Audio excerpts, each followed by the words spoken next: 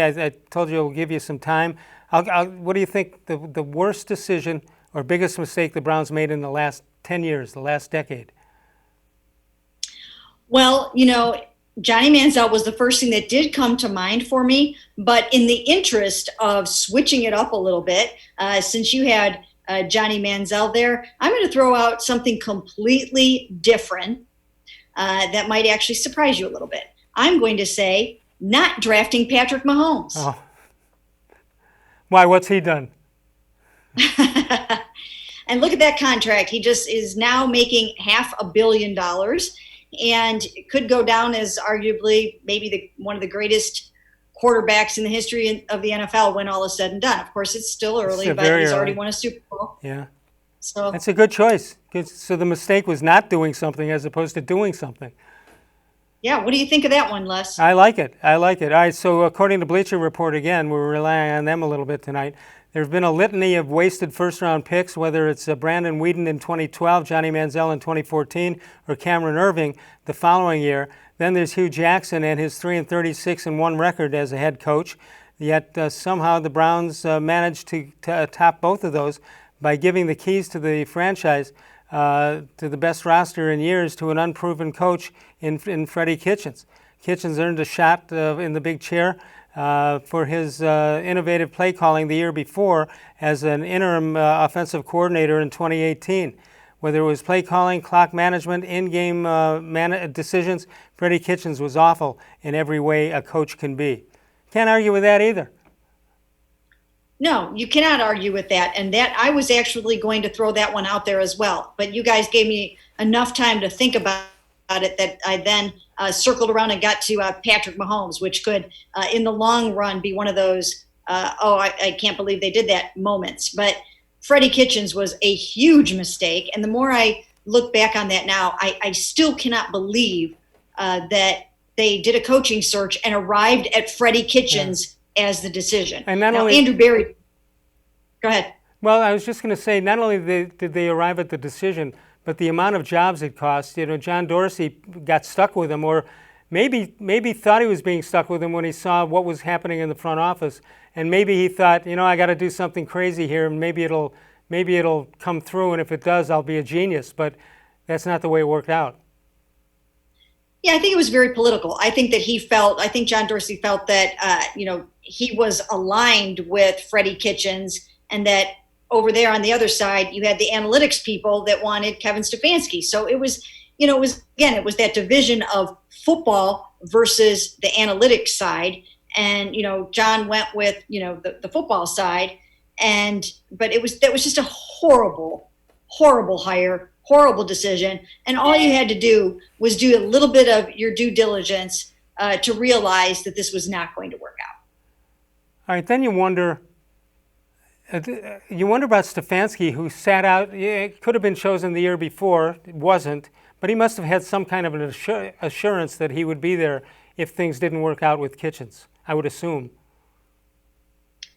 Well, you never know how those things are going to work out. You don't really know. I mean, he probably had to think twice about taking that Cleveland Browns job, knowing that there was a lack of continuity and stability. So I don't think anything is guaranteed. I don't think it's like, oh, you just go do your job, we'll call on you next year.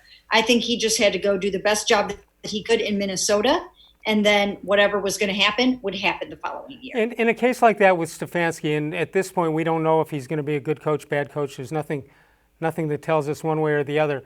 But in a case like that, and maybe not in Cleveland, but maybe another city, do these potential coaches say, you know what, I better take the first one that comes along. It might not be perfect for me, but there may not be another offer, and I'll make do on it. Does that happen? Yeah, I think it happens a lot of the time because you're looking at many, many millions of dollars. And even if it isn't the perfect situation, in most cases, you can set your family up for life. And, that's a very attractive thing to be able to do, especially if you're fairly young. So even if it doesn't seem perfect, you're still going to be laughing all the way to the bank. Yeah, but you also know this is my last shot if I don't. Freddie Kitchens he may wind up being a good tight end coach with the Giants. I don't have any idea, but He knows he's never going to be a head coach again. But you're right. If the money is enough, it doesn't much matter. I mean, where else is Freddie Kitchens going to get a job offer like that?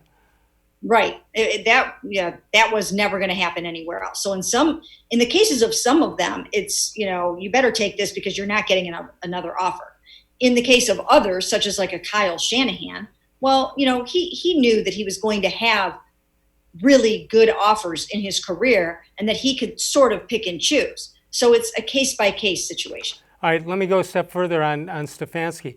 Now, obviously, they haven't been on the field. He hasn't seen them up close like that.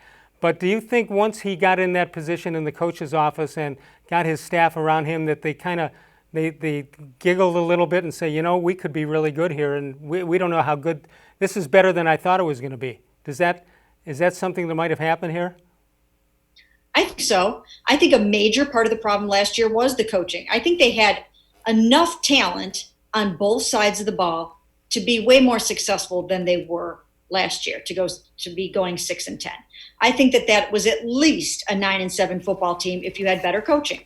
All you had to do was use a lot more play action, run Nick Chubb a lot more, do things that would showcase Odell Beckham Jr., and they just messed it up at every single turn. So I think they would have been good for, again, like I said, at least 3 more victories. And I think the new coaching staff probably did come in here and say, yeah, we've got it pretty good. This is not a bad landing spot. No, on the other hand, I want to caution people, don't jump on this coaching staff too early, because they haven't done anything yet. And there's no reason to think that they have or will. Right. The thing about Kevin Stefanski, why did Andrew Berry like him? Why did Paul DePodesta like him? It was because of his leadership skills. It was the person that he is. It wasn't about all of the X's and O's. I mean, it's not like he'd been a play caller for 5 years and had demonstrated that he could do this or that. It was the fact that he had, intelligence, wisdom, organizational skills, leadership skills, the ability to manage a staff, to be unflappable. It's all of those kinds of things. And again, like you said, he's unproven at this point, but the signs are there that he can do this.